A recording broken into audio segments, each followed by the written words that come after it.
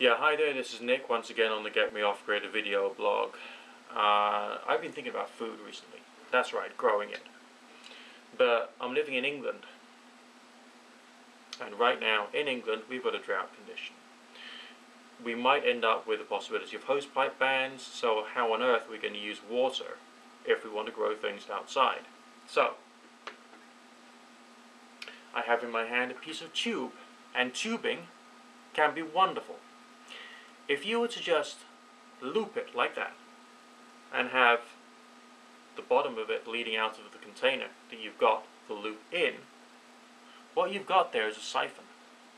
So, if you fill the water level up to above this level, the air pressure will push the water through this open end here, and it will all drain out of your container. Now, why would you want to do that? Well, let's say you had your container, you had your loop inside, okay, but your container was full of something called perlite. Perlite is a soil substitute used in hydroponics, which is a way of growing in a water-efficient manner. Let's say this is full of perlite, you've got your siphon tube fitted, little hole on the bottom of the container there, okay, which is where your siphon tube is going to come out. And you're going to have a second container which will contain quite a lot of water with a bit of fertilizer added, as well as a lid on top, so that there'll be less likelihood of evaporation. You then have a fish pond pump connected via two pieces of tubing, one going deep into the bottom of the container, maybe just like that, and the other piece of tubing going via a fish pond pump to the top of your perlite container.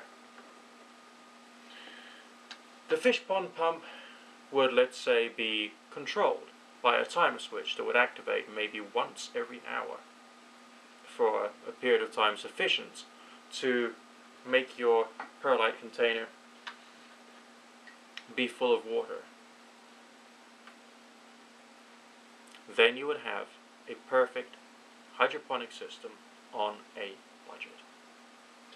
The difficulty, of course, would be maintaining the flow of water, or controlling the flow of water so you've got just enough to cover your siphon tube and not to make the container overflow. Now, there may be other ways of regulating the water flow and using other forms of technology, including flotation valves as ways of controlling the operation of the pump. But this is something else for me to start working on as I go through the process of getting myself off grid.